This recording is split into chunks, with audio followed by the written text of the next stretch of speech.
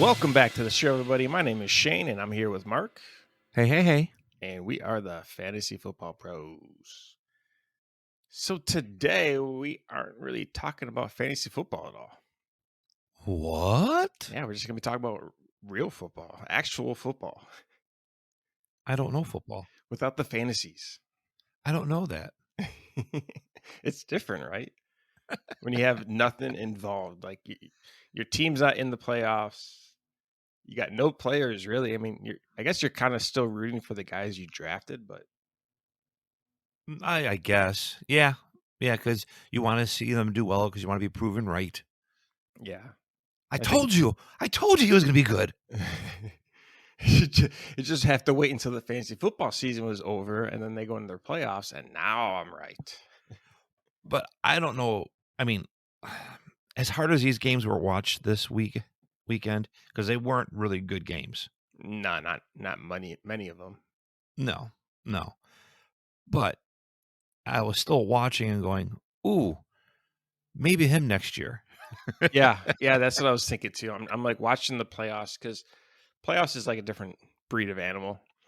So like watching them outside the regular season is interesting because it's kind of like a little bit of a teaser of what's going to happen next season. Yeah.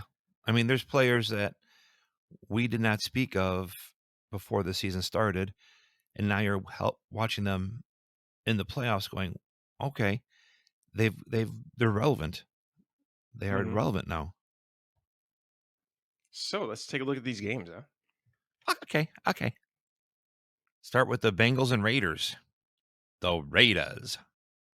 I still can't believe they haven't given that coach, given him the job.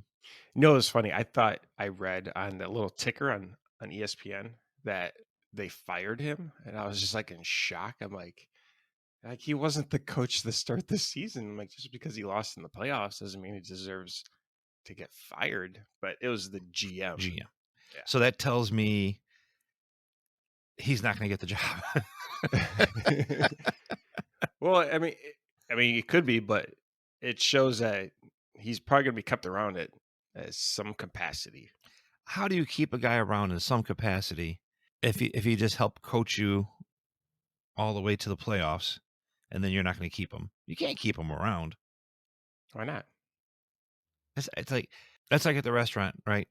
Let's say they decide they don't want me to be the GM anymore. Okay. Mm-hmm. And they bring somebody else in. They're not going to keep me there to help the guy that's taking my place. It's a slap in the face. No, that's different though. No, That's it's not. No, this is what it's like. Okay. You are the assistant GM, right? They fire the GM, you step in his place, and you do a pretty darn good job with what you're given. Doesn't guarantee you're going to keep that GM job, but it also doesn't mean that I don't think that's the same as you already having that position and then wanting to bring somebody in and you being okay with your old spot. Because I mean, like in his title, it's interim head coach. Dude. Right? Dude. It's still the same thing. It's the 17-year-old Mark getting slapped in the face for saying something inappropriate to a girl.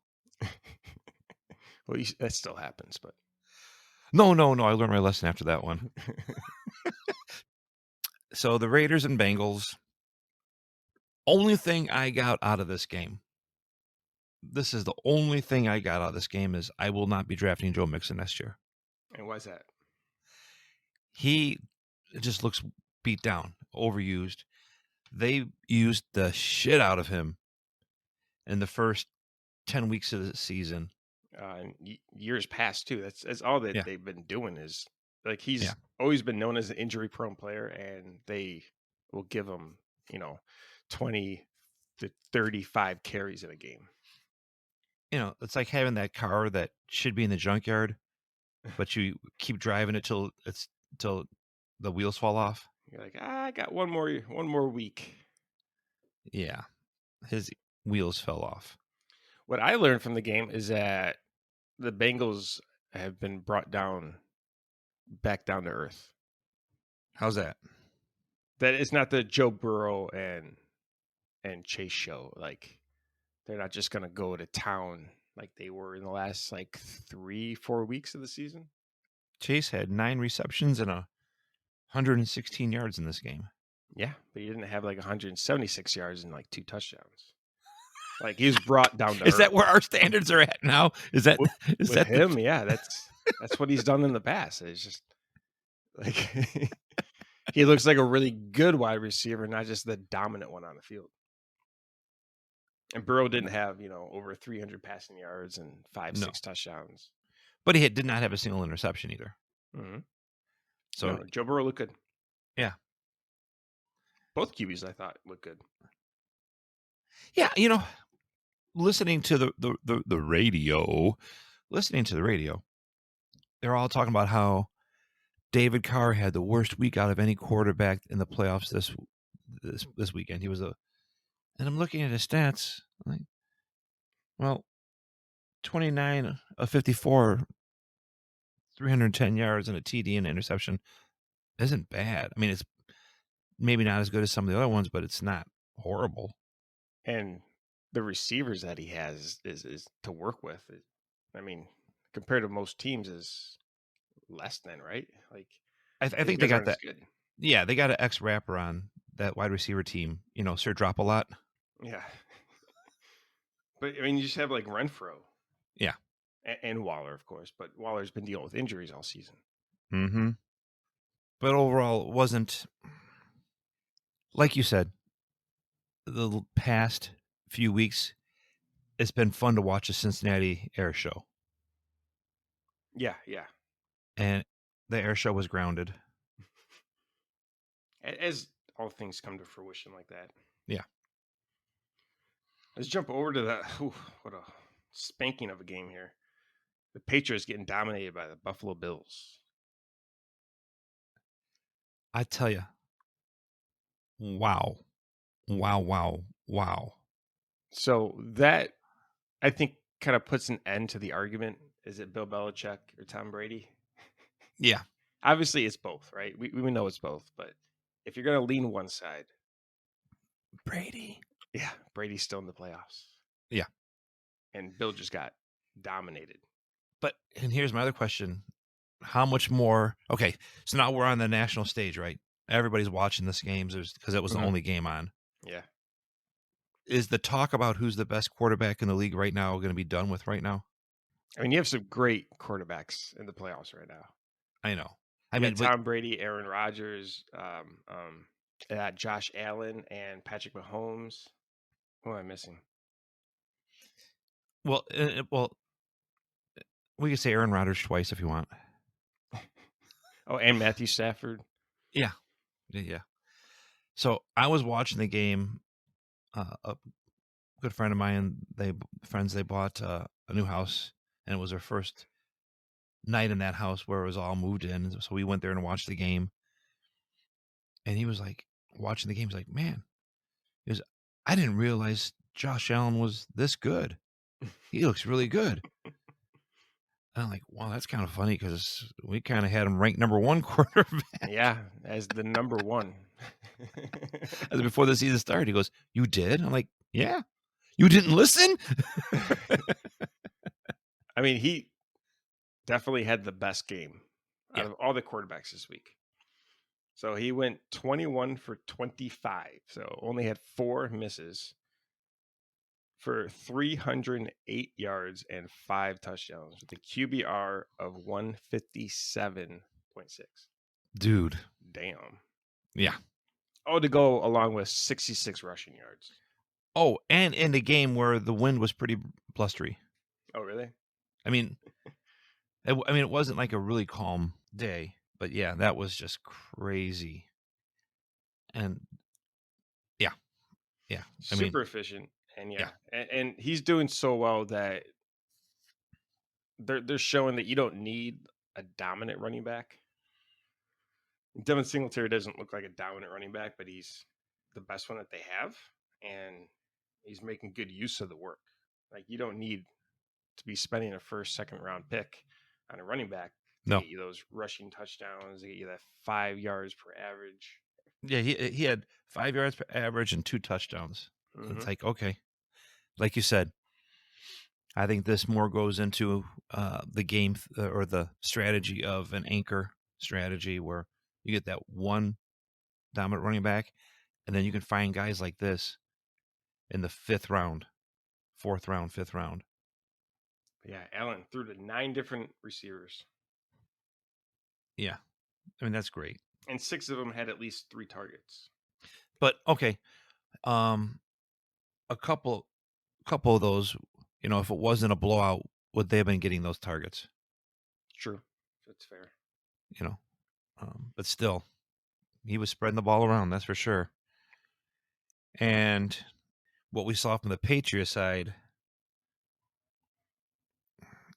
Mac Jones was. We had talked about he didn't look like a rookie quarterback. The first 12 weeks of the season, we're like, he actually looks really good. He looks smart. He doesn't make mistakes. Now he made mistakes this time. It's a rookie quarterback in the playoffs, right? Yep, first playoff game. It kind of showed. It did, but it also for a rookie, he does look good still. Yeah. And next season, yeah, I mean, he does have a lot of qualities that Tom Brady has. Yep. They do look oddly similar right now. Like the more he plays with Bill, the more he's gonna watch. He's gonna start slowly through the years get better looking. And marry a supermodel. Yeah. Watch. I said it now. Anything else on that? Nothing. I mean, nothing really. They didn't really show anything as far as if you were looking to see, if you were watching these games for future potential fantasy values, you all you saw stuff coming from the Bills side. You didn't see anything coming from New England side. You saw Bourne get a bunch of targets, but this is just one game. Yeah. If anything, you just saw Mac Jones, improving a little bit for next season. But man, the Bills, they are a force to be reckoned with.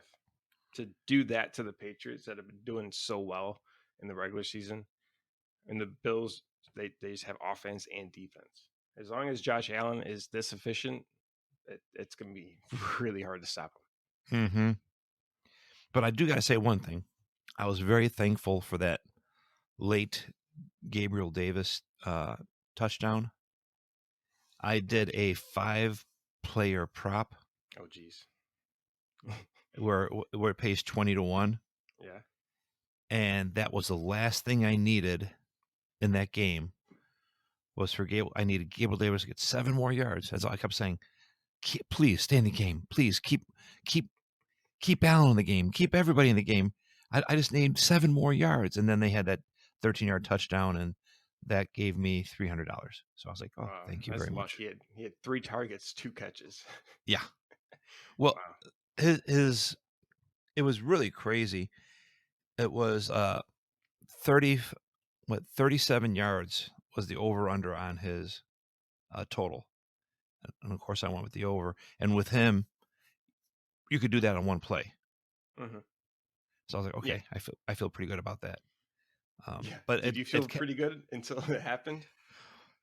Well, as the game went on, I was feeling less good about it. I bet. I was like, is it going to happen? Come on. Well, I kept saying, oh, I don't want to blow out. This is going to fuck me. All right, let's go over to the Eagles and Bucs. And the Bucs shellacked the Eagles, as Mark likes to call them, the Eagles. The Eagles.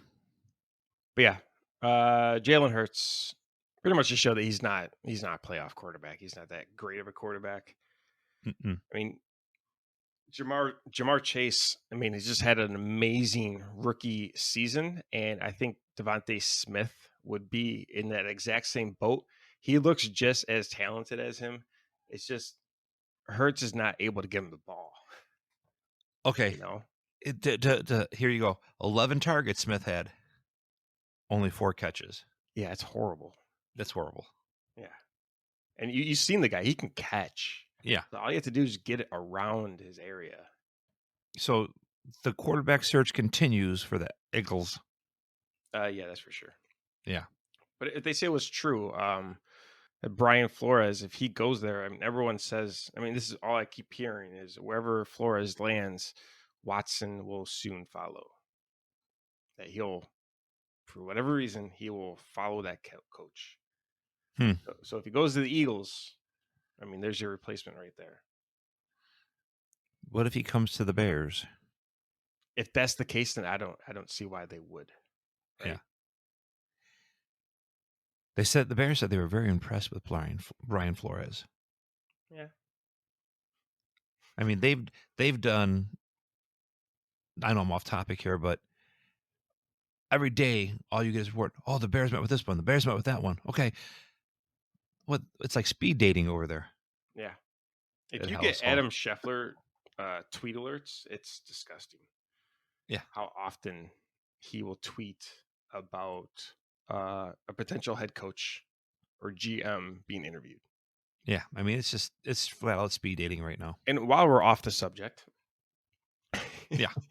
he is a machine with tweets. And I'm highly, highly convinced he doesn't do his own tweets. You think? Yes. He tweets a ridiculous amount for someone of his age. Now, I'm not saying he's an old man. I'm just saying that, like, technology is not on his side. Okay. For him to be tweeting this much. And I think it was on Monday. I'm watching the game with my wife, and Adam Scheffner is on TV during the game. So this is a live performance. He's being interviewed. He's talking. I turn to my wife and I go, this man hasn't tweeted in like 2 or 3 hours, and I guarantee he's going to tweet while he's on air, and it's going to oust him that he is not the one doing these tweets. And then, bam, I got 2 tweets from him during his interview, and his phone was in his pocket. So, Okay, I'd say 'cause I've seen him on air. I've seen him on air before, while he's on his phone while talking at the same time. no, I've seen that. I've seen him tweet while he's being interviewed. I've seen that too. I don't doubt that he does tweet. I think he has a team of twitters. They're tweakers. Are they tweakers? Tweakers, yeah, tweakers. That's something else.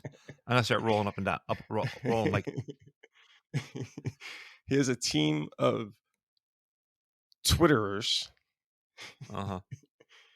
doing all that work. It's just ridiculous. Well, I'm sure he's got a team. I mean, he can't be everywhere that he is. I mean, unless he's. You ever see that movie with Michael Keaton, Multiplicity? Multiplicity, yeah. Yeah. There's like 8 of them or something. Yeah. There you go. That's what it seems like, yeah. And there's a couple Adams that are just hidden from us. All right, let's get back to this game. Besides us seeing that Hurts is not the guy, and they have to continue searching for the guy, because it's not going to be Gardner Minshew. No, it probably shouldn't. Although, so yeah, they're definitely going to be in the hunt. Yeah. What else did you see from this game? The Buccaneers will not be in the hunt for a quarterback. No. But I think they're going to stick with Brady for a little bit. And Brady just shows that he doesn't care who his targets are. Doesn't matter who's hurt, who is crying about they're being injured as they do jumping jacks off the field, showing that they're not really injured. Yeah. He doesn't care. But the cool thing was, I said this off season, and it did take until the playoffs to start. But Giovanni Bernard has finally taken that spot of being the passing down running back. Yeah. So he had 7 targets, 5 catches for 39 yards. That's the guy that Brady thought he was getting. But I mean, he was so far down the depth chart that he never really got the opportunity. And Vaughn, because of necessity, emerged a little bit, where I'm sure now people are looking at that and saying that he might be on some people's radar next year to be drafted. And he shouldn't be. Yeah. But because of this game, because it was a national game, only game playing at the time, people saw it and they're gonna be like, "Oh, look at this shiny new toy." Don't do it. Don't do it. Don't do it. There's still 2 running backs in front of him, and they deserve to be in front of him. Now, this game, I did a 5-team player prop parlay on this game also. Oh, jeez. And one player kept me from winning again. Oh, no. Rob Gronkowski. Oh, 31 yards. but he got a touchdown. Yeah, it doesn't matter. It was a yard prop. Oh. Yeah. Damn. Yeah. 6 targets for only 31 yards. That's not Gronk-like. He does seem a little bit off. He seemed stronger before his injury, and then he got hurt for like 3 weeks or so, I think. Yeah. And he's been a little slower lately, Yeah. unfortunately. I must have been a little slower, too, thinking that he would get that 60 yards. And you should have put it on Mike Evans. Yep. Should have, could have, didn't. Should have, could have, would have. Actually, I did. He was part of the 5-player prop. Oh, nice. And that didn't help? Not No. enough? You have to get them all. Oh. How many yards did he need? He needed 60 yards. That seems so easy, too. Yeah. Oh, I thought I was a shoo-in. I'm like, oh, I got this shit. Yeah. You No. You got no Godwin. You have no Nope. Antonio Brown. Nope. Man. Nope. Oh, well. Okay, let's go to a game that wasn't a blowout. And you know what? The closest game of the week, and it was the worst game of the week. I was going to say a really boring game. 49ers beat the Cowboys 23-17. Jimmy Garoppolo didn't look all that great. 172 yards, no touchdown passes. This team is confusing to me. I don't know about you, but your most talented wide receiver is also your most talented running back. Uh-huh. And that is very confusing how to work with that. I mean, he's doing it, right? They're winning games, but it just seems off. All right, Debo, 10 carries, 72 yards, and a touchdown.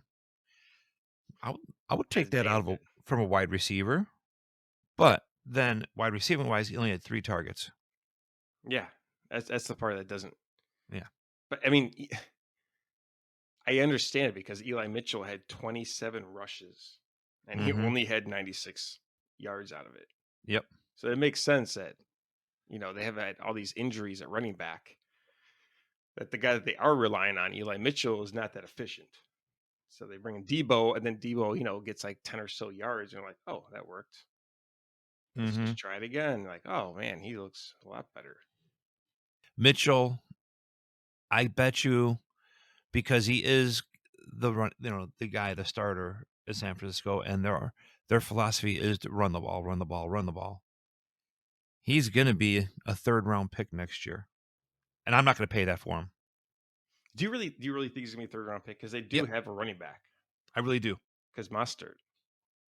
I think they've seen enough of, and from what I hear, they really like Mitchell. That I think he's going to be a 3rd-round pick. Like, I understand that Mustard is like injury prone, but he's still on the contract, isn't he? I'm not sure what his contract looks like for next year. If there is one for next year, I'm not sure. But I predict that he will be a 3rd-round pick next year because everybody would want a piece if this is the main piece of the 49ers running game. I won't be doing that. No. There's several players. There's several running backs that are going to be going high like this. Like, in all seriousness. But so you look at Mixon before the season starts, when everybody's starting to do their fantasy prep, right? All they're going to see is these great numbers for Mixon for the whole year as a cumulative. And people are going to be buying up on this guy. They're going to be paying up on Mitchell. There's so many running backs that they're going to be that just aren't worth that value. I'd rather no. But it's going to happen because all people are going to look at is what was it for the whole season, not did they break down toward the end of the year, which Mitchell has. I mean, look at his efficiency. He's not as efficient as he once was. No, not at all. But he's a rookie. That tends to happen with rookies. They tend to, because like in college they don't play as many games in the NFL. Mm-hmm. So, their gas runs out 3-4 games too early. Yeah. And now, yeah, you can see it now. But I think we will have a really, really nice draft strategy for next season Yeah. of landing like an actual solid featured running backs in like the first 2 rounds, and then just going wide receiver heavy afterwards, Yeah. and just locking up all those crazy, because there's so many talented wide receivers and they score so many points and they don't get hurt as often. No, And it's then you just they could, don't get as punished as bad. yeah, and then if you have those solid running backs early, those guys are your starters, and then when people start getting hurt, your bench is just gonna be full of backups, Mm-hmm. and you just be waiting in the shadows, waiting for that injury, and then you pounce. And then on the flip side, okay, let's look at Dallas real quick. Hmm. CeeDee Lamb has really fallen off the last 5 games of the year, 6 games. I mean, it really. I don't know if I could trust him next year to be drafting him after what I've seen the last 5 weeks. Is he falling off, or are teams defensively strategizing to take him out of the game? Doesn't matter. He's not getting it done. It's fair. And it just I just it's been so disappointing watching him this last part of the year. Kind of everyone on the team. It's like, who is dependable and reliable to start on the Cowboys offense? Here you go. You want it? Hmm. You want it? Who I'm going to target next year Sure. and should be able to get in the middle rounds, later middle rounds. Wilson, That's fair. Cedric Wilson, 3rd-year pro, right? They always say that a lot of times with receivers, they start breaking out. You can see who's breaking out by the 3rd year. Hmm. I really think that next year you're going to see him being used even more because Dak at the end of the year really was target. I mean, this past game, 10 targets. So there's some sort of connection there. And he makes, if you're watching the game, some of the moves he made to get open, like, oh, wow, that was a great move to get open and break away from the defenders, Oh yeah. give some separation. There were some really good moves in there where the, I mean, I saw one play where he juked outside, spun and juked in, and left the defender lying on the ground. Like Allen Iverson's breaking ankles when he was with the 76ers. Oh snaps. He broke this defender's ankles. Gallup was out, and now Wilson has emerged. Mm-hmm. So that's, you know we'll see how the season plays out. See, we haven't taken a look at it, all their contracts to see who's being retained and who is up for renewal. But yeah, they have 4 wide receivers on that team, and Well, that'll that's definitely be something we do really focus on that before for when it comes down to the strategy, the draft strategy. yeah. All right, then I don't know which was more of a blowout, was the Kansas City win or the Buffalo win. The Kansas City win, I think they could have kept their foot on the jugular a little bit more. I I think think they so. definitely held back. Yeah, I mean, you don't need to, right? Yeah. Like, it was embarrassing at the end, but Big Yeah. Ben still had it. He still had some juice. He saved it for this game. Yeah. 215 yards. Yeah, but he threw the ball 44 times. Oh yeah. Not bad for the old man. QBR Well, of 92 and a half. having a noodle arm, that's good. One good thing about it is you don't feel any pain in it. 2 touchdowns. Najee Harris had a really bad day. Yeah. 12 for 29. Yeah. Receiving wise, nothing really to shine about. Steelers got their asses handed to them. Mm-hmm.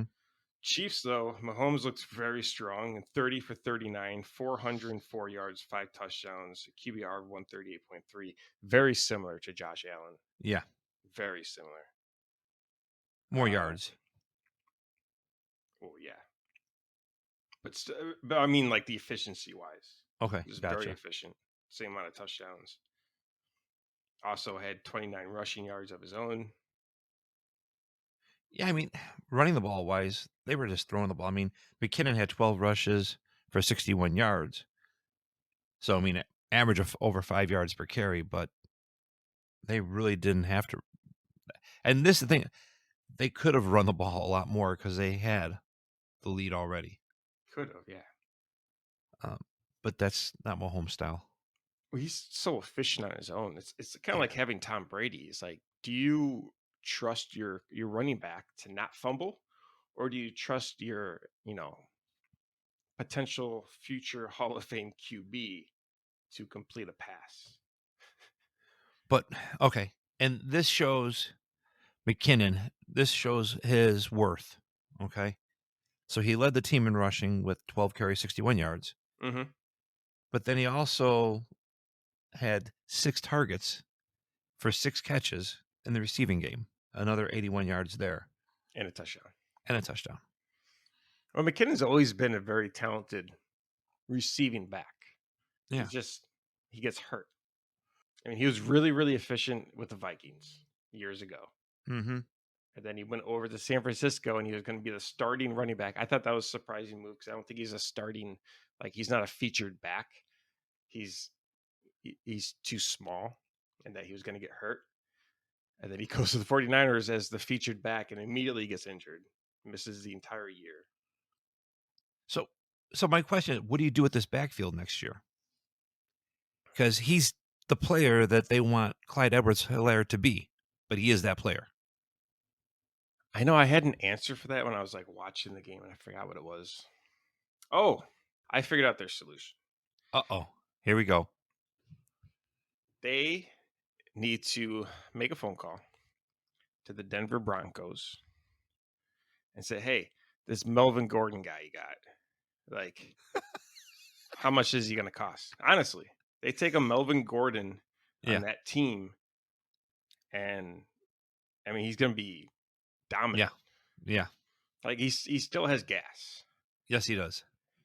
But you also have this, really talented running back, this rookie guy behind him that, I think you and I have the same philosophy. When you have like a really, really talented running back, that guy needs to be your featured back because the more touches they get, the more like efficient they are. Uh-huh. It's kind of like a Derrick Henry. It's like you're not limiting his work. You want him to get more and more work. Yep. I think Melvin Gordon would be a bright spot on that offense. I think so too. Because I think what we've learned this year is Clyde Edwards-Helaire is not who we thought he was. Yeah. He's not efficient. He's not the pass catching and talented running back that was also a pass blocker. Yeah. No, he's not. And it's got nothing to do with the system. Because here is McKinnon, who was an afterthought, showing what CEH should be doing. Mm-hmm. I mean, it happens. People Yeah. get it wrong. Yep. And believe it or not, I'm just looking at the stats this game, and we know that Mahomes threw the ball quite a bit. But Pringle, is this guy on your radar at all to draft next year in the later rounds? In the later rounds, yes. Yeah. I would say so because he does look good. And it shows that, I mean, right now, Tyreek Hill is hurt. He's playing, but he's still like hurt. Yeah. And which is probably why he hasn't been all that effective the last few weeks. So, he's showing that if there's an injury out there, like he's going to be your backup wide receiver. It's not going to be Robinson and it's not going to be Hardman. It's going to be Pringle. Yeah. So, I mean, I definitely could see taking him, and I could see him being available in the later rounds in a draft because he's not a household name. I don't know that, but there's a lot of competition around him, like Robinson and Hardman. Yeah. But I could see drafting him on a team being your fifth wide receiver. Mm-hmm. Absolutely. You always got to take a stab at those late round drafts. Yeah. And then when Hill does go down, which he will go down for a game or two, then you got yourself a starter. Well, yeah, when you have somebody that small of a frame that gets the ball that often, yeah. And he's not afraid to crash into a wall either. He's quick. He like in his mind, he's like, I'm gonna squeeze through these Yeah. guys. Yeah. And those defenders are like, no, we're gonna make an Oreo sandwich out of you or cookie. All right. So let's move over to a really boring game. Yeah. I was Well, hoping it was gonna be entertaining, but I was entertained still. okay. Because Be- it had something to do with a betting line or n- you won some money. um. Well, of course, yes, but but no, I was still entertained because we were such big Cam Akers truthers Mm, for the year when we were talking on a draft board and everything else. To see him come back from a ruptured Achilles, or correct, yeah. which usually will affect someone's quickness, and for him to look that good, I was just like a tear came down my cheek. It's shocking that he's even playing this season. Mm-hmm. Because this is the kind of injury that is going to affect his game next season. And he's playing this season, which is an amazing sign Yeah. for his recovery. But yeah, that's going to affect your acceleration, your cuts, like all your spin moves, like everything is your Achilles. So the Well, fact that he's able to yeah. strengthen it and have confidence in it, Yep. which he showed confidence. Yeah. He was making quick decisions. He wasn't second guessing himself. Yeah, So some of the plays looked so good. so you want to hear a funny thing? I love funny things. So the game before he only had what 6 touches, but those six or seven touches, but he looked good on those 6 or 7 touches. In daily fantasy, there is contest you can go for one game where you pick a captain, and the captain gets 1.5 points. Hmm. But but the captains is always a lot more money for that player. Yeah. Okay, I used Akers in my captain spot, and so I was really interested to see what he was doing. 'Cause I was really putting it on the line out there, and I won money. Hmm. I did well because only 2% of the people that played the contest used him in the captain spot, and he was only drafted by 13% of the people for their Oh teams. wow. So it worked out well for me, but I don't know if that was just me using my head and outsmarting people, or me using my heart because I wanted to see him do so well. Probably a little bit of both. Maybe, It's kind of like fantasy football. It's a little bit of brains, a little bit of luck.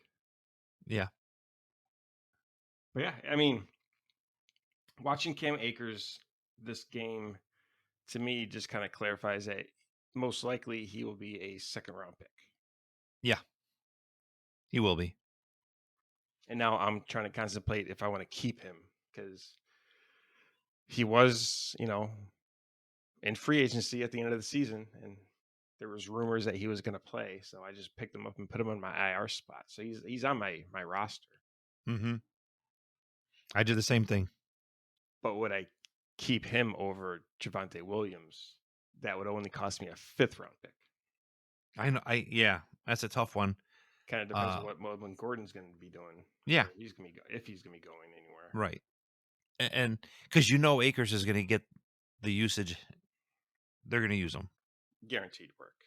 He's going to, he's going to be the Taylor of this year. Maybe not quite as much rushing yards, but that breakout where people are like, oh damn, this is what we thought he was going to be. Yeah, I could see that. You know, Because he was going to have that this year. Then yeah, he just got injured. So yeah. As far as the Cardinal side of the ball, oh, yeah. Okay, enough said right there. We don't have to say anything else. That just said it all. it's just Oh, Kyler Murray just looks sloppy. yeah. Like I know he's shorter than most quarterbacks, and I don't like to highlight that like he can't see over his line or anything, but some of his throws, it looks like he can't see over his line. Yeah. It's just like why did you throw that ball? Like How the many pick balls does six he that have batted down? the pick six that he threw Oh my God. was an underhand toss, and it was just like it was so idiotic. That looked like he should be playing for the Detroit Lions back in the 80s before Barry Sanders. It's just like, what? Like, you're in the playoffs. Like, what do you? Oh. Yeah. Okay, so that's what I took out of the game is one, sure, he's quick and he can get out of trouble and in trouble very quickly, but he does not have the arm or the passing, is it for vision, whatever it is, to be a good NFL quarterback. He does not have the football intelligence to make a play like that, to do that. Just shows me that he's immature as a football player. It shows that Kyler Murray and Jalen Hurts are the same player. Same guy. I think they have the same mama. Like, they're both really talented rushing quarterbacks, but their accuracy is just off. Very off. But, you know, fantasy-wise, these two guys are going to be relevant. Oh, yeah. Because of what they can do with their legs. These guys have hurt both of my rookie wide receivers, Devontae Smith and Rondale Moore. I thought Rondale Moore was going to have a breakout season in his rookie season. Mm-hmm. But it just didn't get the work. Yeah, I mean, listen, how good can Rondale Moore look when your starting quarterback only throws for 137 yards? Yeah. I'm sorry. Mm-hmm. It's just that makes you think twice about, you know, drafting him or Devontae Smith next year, just for the fact that it's not them. Yeah. It's the quarterback getting them the ball. You're hoping for a change. Yeah. If they were playing for, you know, with the Rams, with Stafford, with Mahomes, even with Kirk Cousins, that would be a whole different ball game. Oh, yeah, because he's shown that he could highlight some guys. Yeah. You know, Justin Jefferson had 2 good seasons. Yep. Let's go on the other side of the ball. Matthew Stafford, 13 for 17, because that's all he needed. 17 passes. He had 202 yards, 2 touchdowns, a QBR 154.5. Sonny Michel and Cam Akers split work. Pretty much right down the. Michel 13 carries, Akers 17 carries. But this showed, because Cooper Kupp only had 5 targets. He had 7 targets, 5 catches. Yeah. Yeah. I think he only had 1 target in the first half. You know, and so my betting wise for this game, the player prop I took, again, I like doing these 5 player prop parlays. Mm-hmm. Cooper Kupp killed me. Oh, I bet. He's the one that I lost this bet on because his over under for receptions was 8.5, so I needed 9 receptions. Pick any game of the year, and I got that. But this game shows that Cooper Kupp is a very talented wide receiver, but he got all this work because Cam Akers got hurt in the preseason. Yeah. And completely changed the offense. That they want to do, they want to rush the ball down your throat. Yep. And then have the talent at quarterback, wide receiver to, you know, spread the ball around. Mm-hmm. And I think next season, I think we'll see that in the next game as well. I mean, you're going to see a lot of Akers, a lot of Sonny Michel. And then, as you're saying, you're going to see some play action with some Van Jefferson in there. Yeah, I mean, deep balls. That's the thing is, look at this. When you're running the ball 38 times, which they did in this game, they ran the ball 38 times. Now you have this big play possibility with a play action to either Odell Beckham Jr. or Van Jefferson, and I think that's. I mean, look at Van Jefferson, 1 target, 1 catch, 41 yards. That's picking. It's choosing and picking where you're going to do it, but you're going to do it. He has that stat line all the time. Yeah, it'd be like 3 for 3, 2 for 2. Like, he doesn't get the volume, but whenever the ball is thrown his way, he, like, most likely will catch it. Well, and that's the thing is, with this offense the way it is, and I mean, they ran the offense like this is how they saw their offense running before the season started, right? This is what they envisioned is this type of offense. Mm-hmm. When you can use the play action like this, or the swing pass to Cam Akers for 40 yards, it just opens up a whole new can of worms for a defense. But going back to what I was saying about Cup, he's not going to be he probably will be a first round pick, but he shouldn't be a first round pick. Yeah. If you're in a keeper league, like in our league, and I think the guy that in our league drafted him in the 4th or 5th round, I think that's a great deal. He's still going to be a very talented wide receiver. He's just not going to be the number one guy. Well, the one keeper league, I'm not going to not keep him. I had him in the 5th round. You're not going to not keep him? Yeah, you know what I'm saying? Uh-huh. Even though we think he's going to regress. He's probably still worth it, yeah. Yeah, how do you not still keep him in the 5th round? Oh, for a 5th round, yeah. That's a steal. Yeah. Absolutely. So, Mark, who's your Super Bowl pick? Now that we got a little bit of a freebie, and we got rid of some teams, right? So we don't have to choose from the Raiders or the Patriots. We don't have the Eagles. We don't have the Cowboys. We don't have the Steelers, and we don't have the Cardinals. I have in the Super Bowl the Packers winning it against the Buffalo Bills. Wow. Only because the only reason I even have the Packers winning it is just this would finish the Aaron Rodgers middle finger tour. I don't care about you. I'm going to win anyway. Tour. Well, I am not the biggest Aaron Rodgers fan. Nope, me neither. And I definitely believe he lied to everyone about being vaccinated. Yes, sir. So I'm going to give my personal middle finger to him. and I'm not going to vote for them. So he's not going to make it to the Super Bowl. So I will say that the Bills will beat Tom Brady and the Buccaneers in the Super Bowl. And Devin Singletary is the MVP of the game. What's the thing? There's 4 teams that I think are just dominant right now. Yeah.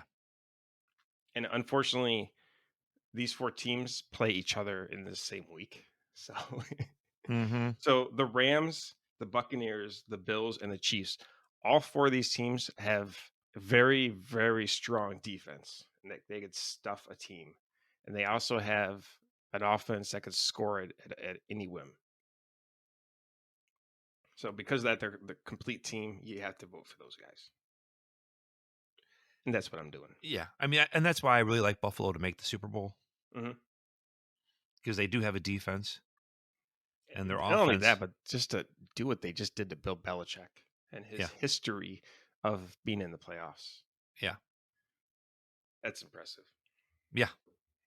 So who do you got next week? Bengals or Titans? Titans. I agree. Hands down. Bengals are they're down a couple defenders. I don't care if it's Derrick Henry back or not. I agree. They're going to run the ball, and then Tannehill will just be efficient. Yeah, and the defense is very, very good right now. Yeah, I mean, I see Joe Mixon getting less than 45 yards. Oh, wow. That's what I see. I can see that. Okay. 49ers and Packers. Packers. Obviously, you're going Packers, yeah. I'm going Packers, yeah. Not even close. I think they destroy them. Really? Yeah. Like 14 points? Yeah. Let's put it this way. When that game comes out, I haven't looked at the spread yet. Oh, it's Green Bay -6. I'm all over that. 5.5. Okay. I am all over that. I am betting the kids' tuition. Sorry, kids, you got to go to community college this year. Yeah, they're already. But Dad, I'm on my senior year. I don't care. You're gonna go back to community college. Sorry. Rams at Bucs. Rams. Oh, I already said the Bucs are going to the Super Bowl. So. Yep. But yeah, damn, that is gonna be some good games. Yeah, that game's gonna be really fun to watch. Yeah. I think the Sunday games are gonna be a lot more fun to watch than the Saturday games. Mm-hmm. That's for sure. Bills and Chiefs. I think we both already selected Bills. Yeah. Yes, we did. Chiefs are favored by 1.5. And their over-under is 54.5 points. So they're saying a very high-scoring game. Yeah. Going back and forth, back and forth. So Vegas, when they set odds, they look at the game and everything else, and then they always give 3 points to the home team. So what Vegas is saying right here is that in a neutral site, if they were playing at at Soldier Field, that the Bills would win by 1.5 points. Yeah. Now it's in Kansas City, but I don't think the Bills care much. So with the Buccaneers being favored by 3 points and being the home field, they're saying it, yeah, completely evenly matched. Evenly matched. That's fun. Alrighty. Got anything else? No. Just look forward to some good football. I'm looking forward to better football games this weekend. Yeah. Wild card, especially with the expansion of the playoffs and adding more teams in there, you're going to have some sloppier play. But now pretty much all those teams are gone. So the cream I think the weakest team out there is probably going to be the Bengals. Yeah, They're definitely. Obviously one of the youngest teams. But this is just going to, give Burrow some extra experience for next season. Mm-hmm. I agree. Definitely should be a lot more fun. Look forward to it. All right. That's all we got for you on this week. Thank you guys so much for listening, and we'll talk to you next time. See ya.